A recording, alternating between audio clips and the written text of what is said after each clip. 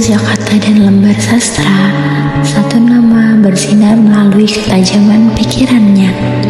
Ini adalah perjalanan seorang sastrawan yang menghidupkan dunia dengan tulisan.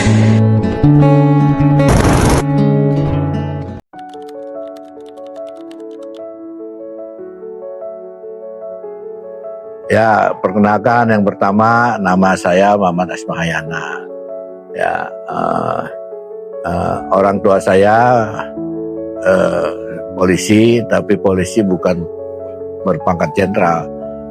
Tapi saya beruntung mendapat orang tua seperti itu karena dia gemar membaca dan gemar membeli buku. Kebiasaan membaca dan membeli buku itulah yang kemudian tanpa sadar saya lakukan sekarang ini.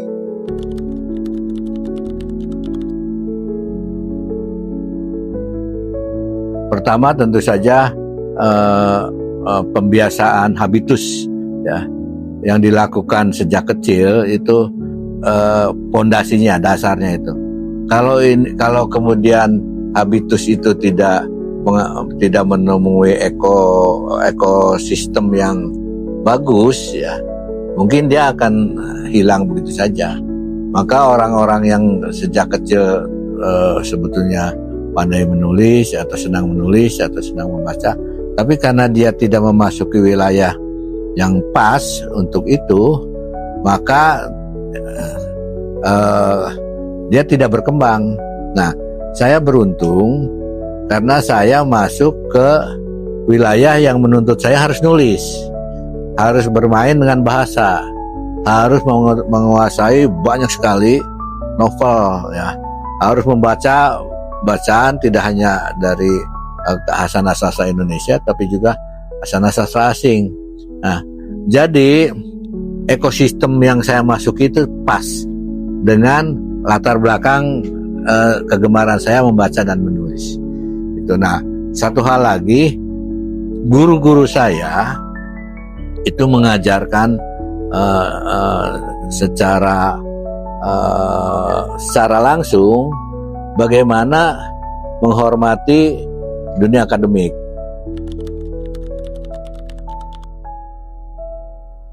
Sejauh ini saya sudah menghasilkan 24 buku monograf, ya, dan tebal-tebal seperti buku 9 jawaban sastra Indonesia itu sekitar 500 halaman. Kemudian buku kitab kritik sastra juga sekitar 500 halaman.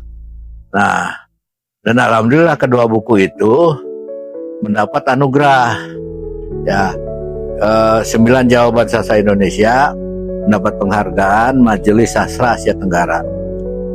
Jadi salah satu buku terbaik di Asia Tenggara yang tergabung dalam Majelis Sastra Asia Tenggara. Dan karena itu mendapat anugerah, maka saya diundang ke Kuala Lumpur. Kemudian ada satu buku yang saya suka itu, yaitu buku Akar Melayu. Akar Melayu ini sebetulnya membicarakan situasi dan kondisi kesusastraan Indonesia dan Malaysia tahun 50-an. Pertanyaannya, kenapa kesusastraan Indonesia dan Malaysia tahun 50-an seperti itu? Ya, kita terpaksa harus melihat ke belakang. Bagaimana awal mulanya perpisahan antara Indonesia dan Malaysia, ya. Bagaimana awal mulanya Singapura berpisah dari Malaysia. Maka saya harus melacak lebih jauh pada sejarah perkembangan kedua negara, Malaysia dan Singapura, yang berkaitan dengan kehidupan kesusastraannya.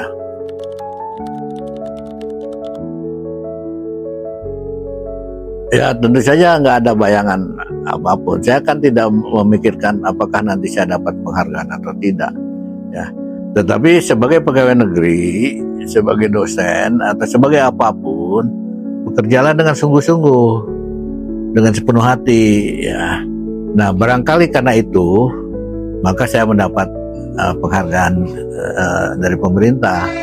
Satya apa tuh, penghargaan Satya Lencana itu ya.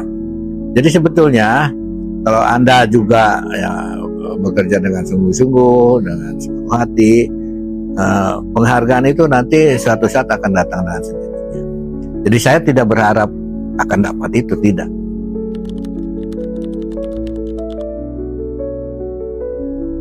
Sebetulnya sastra itu kan sebagai produk budaya, karena dia menggunakan bahasa, dan bahasa itu adalah produk budaya, ya kan?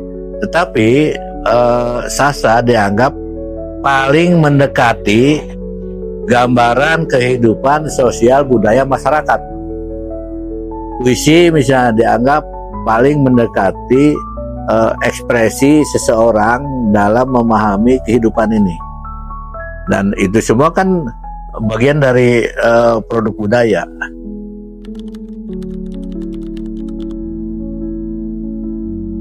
Seperti yang saya alami atau yang banyak sekali dialami oleh orang-orang hebat misalnya, kan dia tidak berpikir bagaimana nanti akan menjadi hebat itu, ya.